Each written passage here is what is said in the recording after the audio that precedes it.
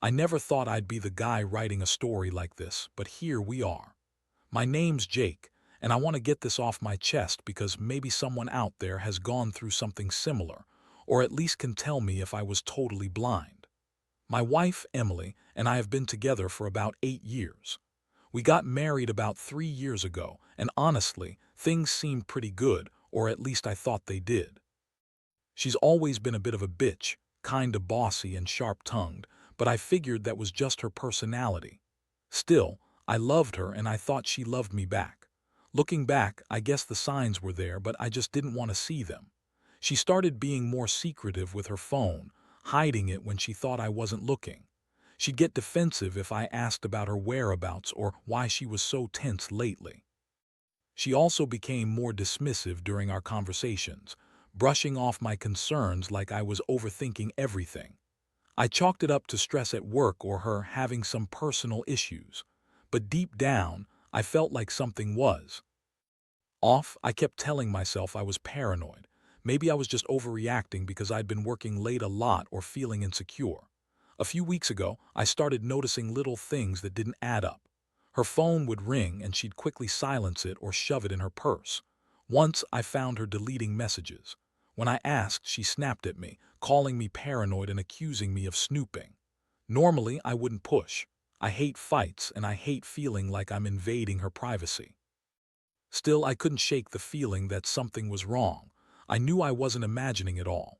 Then came the night of my surprise birthday party. I'd planned it for weeks, friends, family, the whole thing. She acted normal that day, even bought me a new watch I had mentioned once. The party was a hit and I was genuinely happy, or so I thought. But that's when everything changed. I was cleaning up after everyone left, just kind of reflecting on the night, when I noticed something strange on the security footage I'd recently installed. I'd always thought it was just a precaution, but that night I saw something that made my stomach drop. The footage showed Emily sneaking away from the party around midnight. She went into the guest bedroom, which we usually keep off limits unless we're hosting, and stayed there for nearly 20 minutes. I thought maybe she went to get some air or maybe she was talking to someone outside, but then I saw her door close and I noticed her phone lying on the bed. I paused the footage, went back and watched again. That's when I saw her with someone. I couldn't see his face at first, but then he stepped into view and it was more than clear. It was my childhood best friend, Mike, and they weren't just talking or having a quick chat. I felt like the world was collapsing. I mean, Mike and I have known each other since we were kids. We've been close, like brothers. For her to be sneaking around with him, it was like a punch to the gut. And the way they were acting, laughing, touching, and then leaning in close enough that I knew they were about to do something more than just gossip. I kept watching, unable to look away, as she practically threw herself at him and then they disappeared behind the door. The footage cut off there, but I already knew enough. It wasn't just a fling, it was something more serious. And it had been happening right in my own house, behind my back, during what I thought was my birthday celebration. I spent the next few days in shock, replaying that footage over and over. I couldn't sleep. Every time I closed my eyes, I saw her with him. The betrayal burned deep. She lied to me about everything: her mood, her secrets, her fidelity. I knew I had to confront her, but I also knew I needed a plan. Somehow, I had to get to the bottom of how long this had been going on, what she was really after, and most of all, how I was going to deal with it.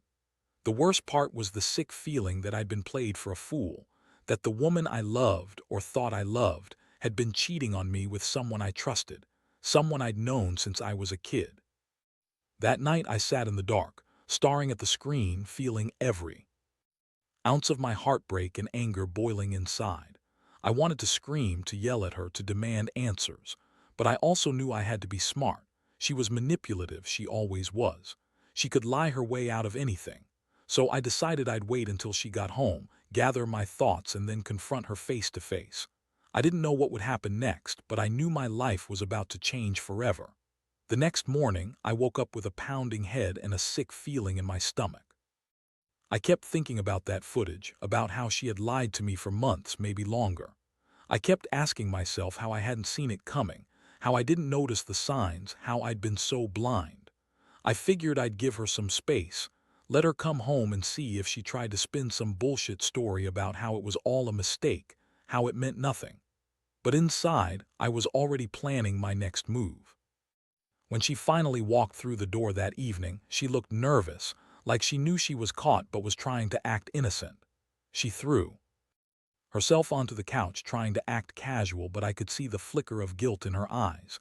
I didn't say a word at first. I just sat there staring at her, feeling the rage build. She finally broke the silence, trying to brush it off with her usual bitchy attitude. "Oh, so you saw the footage, huh?" she snapped, crossing her arms. "Big deal, it's just some stupid mistake. You're overreacting like always." Her voice was sharp, defensive, but I could hear a nervous edge in it. I knew she was lying, trying to dismiss what I saw as if it was nothing. I took a deep breath. "Yeah, Emily, I saw it. You and Mike sneaking around behind my back, pretending everything's fine while you're fucking my best friend. How long has this been going on? A week? A month? Longer?" She rolled her eyes, snorting like I was some paranoid idiot. "You don't know what you're talking about. That's just some stupid misunderstanding. Maybe it was just a kiss or whatever, but it's nothing. You're blowing it out of proportion. Besides, I don't owe you an explanation for every little thing." I couldn't believe what I was hearing. The way she dismisses it, like she's entitled to cheat and lie and then just brush it off. That's when I felt the full weight of betrayal hit me. The thing is, I'd always been the one trying to keep us together, trying to fix whatever problems we had. And now she acts like this is just some minor inconvenience. Her attitude was so bitchy, so dismissive, like I was the one in the wrong. She kept insisting it was just a fling, like that made everything okay. But I knew better. I knew this was more than just some one-night stand. I told her I wasn't interested in her excuses, that I wanted the truth. Her reaction. She started lying even more. Said she only kissed him once, that she felt guilty afterward and hadn't seen him since. She called me paranoid, said I was accusing her of things she didn't do. That's the thing, she always knew how to spin her stories, make herself look like the victim. She's good at lying, especially when she's backed into a corner, but I wasn't buying any of it. I could see through her bullshit. I told her that I had enough, that I needed some time to think. She shot back with her usual bitchy attitude, saying I was overreacting, that I was ruining everything. She blamed me for not trusting her, for being insecure. And all I could think about was how she'd been lying to my face for months, cheating at my birthday party, sneaking off with Mike like he was some secret prize she was hiding from me. The emotional fallout was intense. I felt a mixture of anger, heartbreak, and disgust. I'd always been a guy who tried to see the best in people, who believed in loyalty and honesty. And here I was, discovering that my wife had been betraying me with someone I'd trusted more than anyone. It was like a punch to the gut. I wanted to lash out, to scream at her, to curse her out. But I also knew I had to stay calm, stay composed, at least until I figured out what I was going to do next. Over the next few days, I couldn't focus on anything else. I replayed everything in my head, every sign I missed, every moment I should have seen. I started to feel like I was losing my mind, like I'd been played for a fool. But I also knew I had to be strategic. I couldn't just blow up and ruin everything without knowing my options. I wanted revenge, but I wanted to do it smart. I needed her to pay for what she did, but I also wanted to understand what this all meant for us, if there was any way back, or if I had to cut her loose for good. She kept trying to deny everything, kept throwing out bullshit excuses, but I could see her genuine panic sometimes. The way she'd avoid my eyes or stumble over her words. That only fueled my anger. I wanted her to hurt just as much as she'd hurt me. I vowed I'd find a way to make her regret this, to make her realize she'd screwed up the best thing she ever had. This wasn't just about cheating. It was about trust, loyalty, and a lifetime of promises I thought she was going to keep. Turns out, she was just a bitch who couldn't keep her legs closed and her mouth shut. I don't know what's going to happen next, but I'm not stupid. I've got a plan forming. I want her to feel the consequences of her actions, not just the betrayal, but the full weight of what she's lost. And I'll make damn sure she understands that trust once broken isn't so easy to mend. I just wish I'd seen it coming sooner. I wish I hadn't been so blind. But now I'm wide awake, and I'm not going to let her get away with this. After that confrontation, I knew I couldn't just pretend everything was normal anymore. I felt like I was walking around with a ticking time bomb inside me, rage, heartbreak, and a burning need for justice all mixed together. The first thing I did was review every piece of footage again, just to make sure I wasn't imagining things or jumping to conclusions. Watching it again, I saw how blatant it all was. Her sneaking off, her giggles with him, the way they looked at each other like they were the only two people in the world. This wasn't some mistake or drunken slip-up. It was calculated, planned, and it had been happening behind my back for who knows how long. I stayed up all night going over everything. I knew I had to be careful. Emily was manipulative and I didn't trust her to come clean on her own. I decided the best course of action was to gather some hard evidence, so I installed a second, more discreet camera, one pointed directly at the guest bedroom door. I wanted her to think I wasn't watching, that I had no idea, but I knew better. I wanted to catch her in the act again to get undeniable proof of her lies. I wasn't about to let her spin her stories anymore. Over the next week, I kept my cool. I pretended everything was fine, even as I watched her become increasingly bitchy and defensive. She snapped at me if I tried to talk, called me crazy if I asked about her whereabouts. But I knew what she was doing, flirting, sneaking around, probably planning her next move. I also started following her when she left the house, just to see if she'd go to him again or meet up with anyone else. Nothing concrete yet, but I was patient. I knew I had to play my cards right. One night I got lucky. I saw her slip out again, this time with her phone in hand. She was heading toward the guest bedroom and I followed her from a distance. I stayed silent, watching her unlock the door with a little key she kept hidden. When she slipped inside, I turned on the second camera I'd installed. The footage was crystal clear. She was with him again, Mike. And this time I could see them actually fucking through a tiny gap in the door. That was the moment I knew I'd caught her red-handed. I felt everything at once, the fury, the disgust, the heartbreak. I had all the proof I needed. I didn't even bother confronting her that night. I just saved the footage and turned off the cameras. I needed to think about my next move carefully. I knew that once I did confront her with everything, she'd try to deny, lie, or manipulate her way out of it. I had to be ready. I also realized that I couldn't keep this bottled up anymore. I needed to tell someone, even if it was just to get it off my chest. So I reached out to my brother, James. I told him everything, the signs, the footage, her lies. He was furious for me, but he also warned me to be careful. Emily was smart and manipulative. She could turn things around, make me look like the bad guy if I wasn't cautious. Now I was at a crossroads. Do I confront her with everything? Do I kick her out? Do I try to save what's left, or do I just end it? Honestly, part of me still wanted to believe there was a way to fix this. Maybe we could go to counseling, work through the betrayal, and rebuild. But deep down, I knew that trust was shattered beyond repair. How do you come back from your wife screwing your childhood best friend behind your back? How do you forgive that kind of betrayal? I was torn between wanting to do the right thing for myself and the instinct to punish her for what she'd done. The hardest part is that she still acts like she's the victim. She's been trying to gaslight me, throwing in her bitchy attitude, telling me I'm overreacting, that I'm insecure. She's calling me crazy, saying I'm making a mountain out of a molehill, but I'm not. I know what I saw, what I have on tape. I know she's lying, and I know she's been lying for a long time. She's convinced herself she's untouchable, that she can cheat, lie, and manipulate her way out of this. But I'm done playing that game. Right now, I'm just trying to keep my head straight and figure out what's next. Do I set a trap? Do I confront her with everything and hope she cracks? Do I pack her bags and throw her out? I don't have an answer yet, but I do know one thing. I refuse to be made a fool of anymore. I deserve better than a wife who cheats on me with my best friend, then has the nerve to act like I'm the one causing problems. That betrayal has changed everything for me. I can't trust her, and honestly, I don't think I ever will again.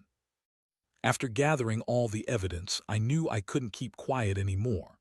Every time I looked at her, I saw the lies, the betrayals, and the blatant disrespect she'd shown me. It was like I had been living in this fog, convincing myself that somehow she'd come around, or that maybe it was just a mistake. But I'd seen the truth, clear as day. That night I waited until she was asleep, then pulled out my phone and saved all the footage.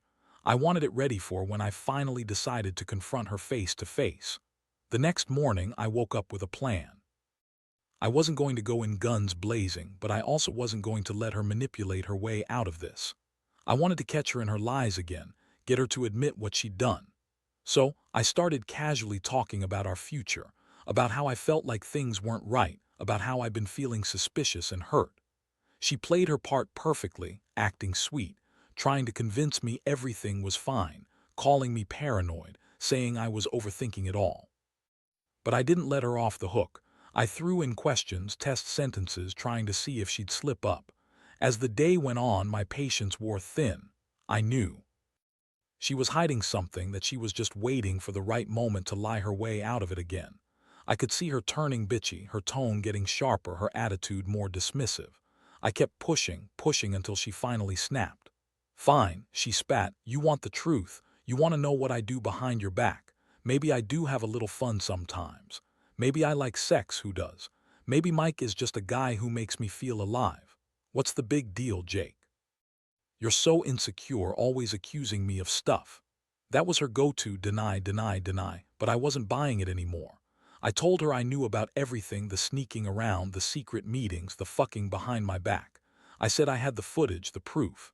She looked at me, eyes blazing, and then started crying, but it wasn't genuine. It was just part of her act, her way of trying to guilt-trip me into backing off. I admit, I felt a surge of anger.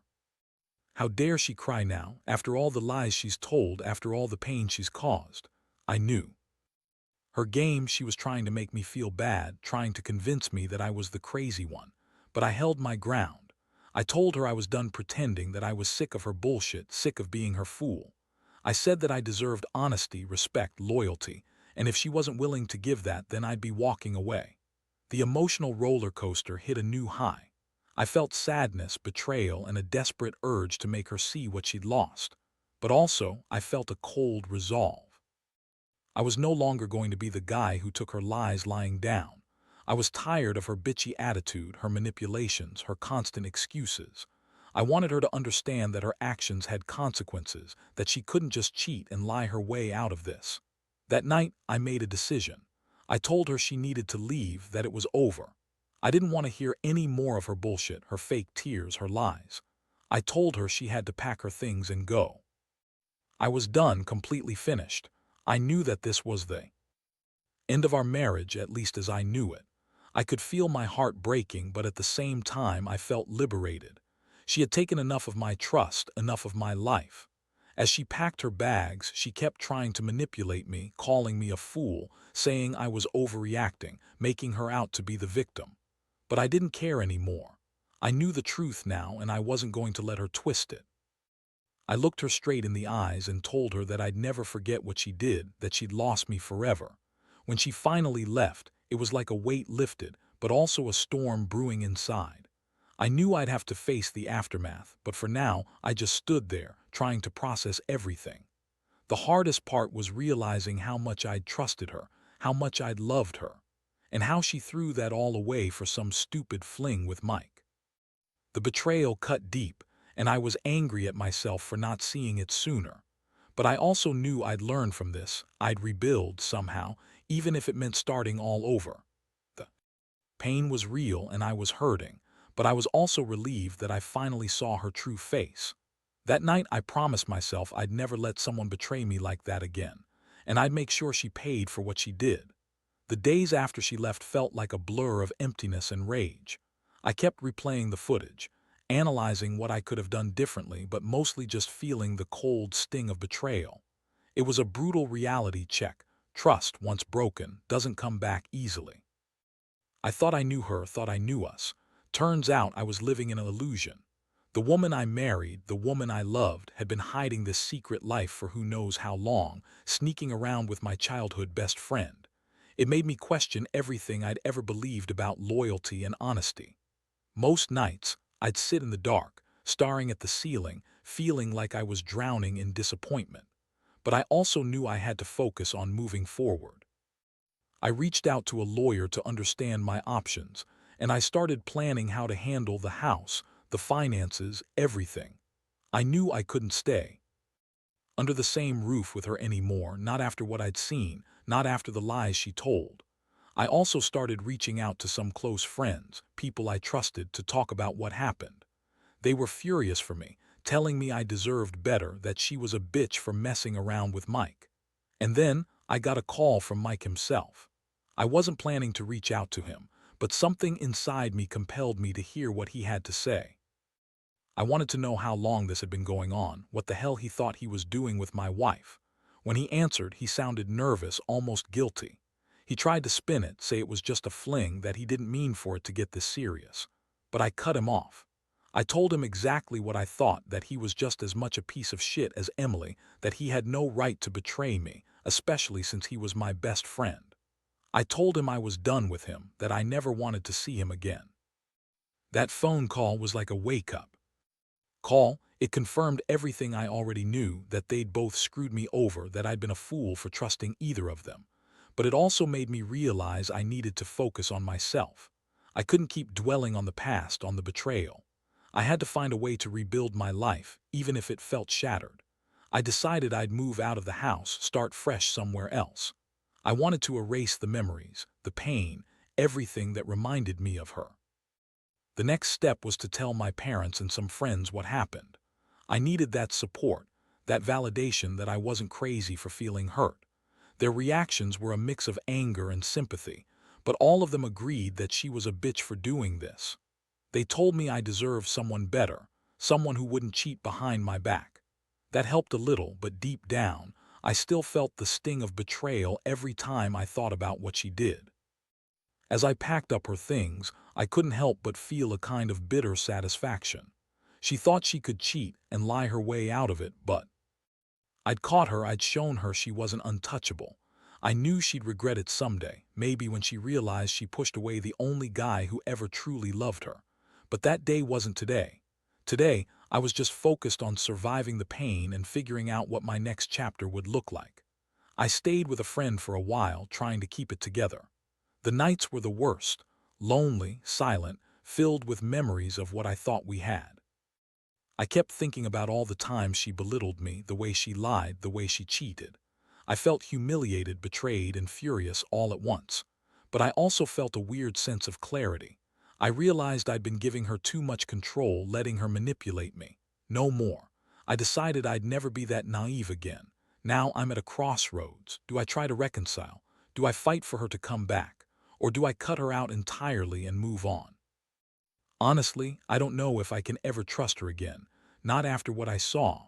But part of me still hopes that someday I'll find someone who values loyalty and honesty, someone worth trusting with my heart. For now, I'm just taking it day by day, trying to heal, trying to forget the pain she caused. But one thing's certain, I'll never forget what she did, and I'll never let her do this to me again. It's been a few weeks since she moved out, and honestly, I feel like I'm just starting to breathe again. The house is quiet now, no more sneaking around, no more lies. I've had time to process everything, to really sit with the betrayal and the pain she caused. Honestly, I don't regret confronting her or gathering the evidence. That was the only way I could really see her for what she was. A bitch who thought she could cheat her way out of her mistakes and manipulate me into forgiving her. But I also realized that some things just can't be fixed, no matter how much you want to believe in second chances. Looking back, I've learned a lot. Trust is fragile, and once you break it, it's almost impossible to get back. I was naive to think she was loyal, to think she'd never do something so hurtful. But I also learned to trust my instincts more. Those little signs I ignored, the gut feelings I brushed aside, they were all telling me something was wrong. I should have listened to myself instead of trying to convince myself everything was fine. Because in the end, ignoring the truth only made it worse. I've also learned that revenge, while tempting, isn't always the answer. I wanted her to feel the pain she caused, to see her lose everything she took for granted. But I realize now that the best revenge is moving on, living a life that's better without her. Staying bitter, obsessed with punishing her, would only keep me stuck in the past. So I've decided to focus on rebuilding myself emotionally, mentally, and financially. I've started therapy, which helps to unpack all the anger and sadness. I've also thrown myself into work, trying to find meaning and purpose again. One thing I want to say to anyone reading this: trust your gut. Don't ignore the signs or dismiss your feelings just because you want things to be okay. If someone shows you they're dishonest or manipulative, believe them the first time. Because once the betrayal sinks in, it's hard to go back, and sometimes it's better to walk away before everything is shattered beyond repair. As for her, I don't know where she is now or what she's doing. I don't care anymore. She's lost her chance, and I refuse to be her doormat or her fool. I hope she gets what she deserves, whatever that is.